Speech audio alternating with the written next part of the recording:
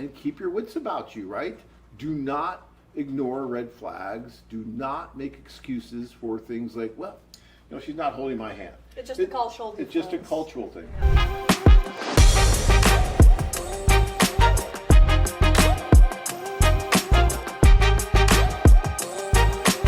Realistic expectations. We want to talk a little bit about that, or lack of it, yeah. So we want to talk a little bit about that, guys, because look, this is the rest of your life. Yes, it's fun to fantasize and to picture yourself with just anybody on the website, and that's great, and maybe that can happen. But you also want to be realistic, and you want to understand what it is you really want for the rest of your life, because hopefully marriage will be for the rest of your life. And that's important. There's an old saying, be careful what you wish for. You might get it. And sometimes guys really, they just don't think it all the way through. And we try to keep you as grounded as possible. We try, we'll talk about that. So we're gonna talk about that. Yeah, guys, we've been doing this for 30 years now, right? And there's a reason why you guys are interested in this, right? There's a reason why you're going over. And that's wonderful. I think one of the main reasons is that this just gives you more opportunity than what you would have in your hometown, in your home city, or here even in the U.S. It just gives you so much more opportunity and so much more assistance to try and meet that right woman, right? And maybe because you realize that there might be a really good fit with the culture where she is and the culture where you are, right? Because she's having problems too, trying to meet that right guy, and you're having issues here, trying to meet the right woman for the things that you want. And so you decide, okay, I'm going to try something like this and go over. But guys, here's a few tips to try to stay realistic. And tell me if I'm off base too much. Tip number one, until you meet the woman, right? Until you actually meet her, you really don't have, quote unquote, real relationship. Okay, you might have kind of a virtual relationship. You might have something like that. But are you engaged before you meet her? No, you're not.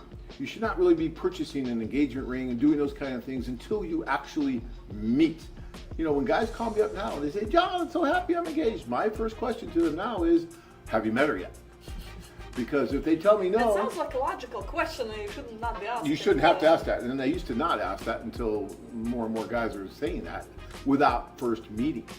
And I understand, you get caught up in letters and all that, and oh, I love you, we love each other, we love everyone. Okay, that's great.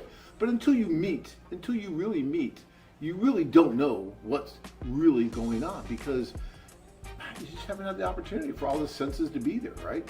And you just don't know what's really going on until the two of you are alone talking. And I don't care if she speaks your language or doesn't speak your language. Use Google Translate, do something. You can use an interpreter at first, but you need to be alone at some point.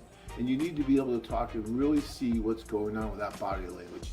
And keep your wits about you, right? Do not ignore red flags. Do not make excuses for things like, well, she's not holding my hand. It's just a cultural difference. It's just a cultural thing. Yeah, is it a cultural thing in the Ukraine for a woman not to hold a guy's hand? Well, look, on the first date, there could be moments when she is uncomfortable, so the first date, okay. First date, okay, I'll give you that. But if it's a second, third date, and there is no physical touch so she doesn't want to hold your hand, just like this, when you walk down the street, you probably should start being concerned a bit. Yeah. And I know guys that will just continue to pound their head against the wall and continue to blame it on every other external factor they can think of other than the fact that she's just not that into you, okay? And sometimes it's hard to take. I remember this tour that I was on, and I remember the guy. I remember his face like it was yesterday. This was probably 15 years ago. And the poor guy met this wonderful woman at the social, and she was just being nice, and she was going out with him, every day almost during the day, which was fun. They had fun. They were dating. It was great. Okay, it was dating. There's nothing wrong with dating. But she wasn't that serious about him. He was already planning the marriage, planning the kids, the dog, the cat, all that. The white picket fence, had it all in his mind, right? And then I learned that, she would go out with him during the day, but at night, she was actually going out with someone she really liked from the tour. And she was dating him too. Okay, hey, no harm, no foul. Guys date multiple women. Women can date multiple men. That happens. But I needed to tell him that this woman, although she was nice and although she probably just wanted to be friends, there wasn't a future there. And he needed to understand that. And so I remember that conversation with him. He had a beer in his hand. And as I told him this, that beer went from his hand to his mouth and the whole thing got guzzled down. He's like, okay, I need to move on. And you know what? To his credit, he did. He did. And he moved on. And he got engaged to someone. He got married. He's still married, right? But he understood that this was not for him. This was not going to work. Searching for that one special woman to complete your life? Join men from all over the world as they take a trip and find their future brides. International-dating.com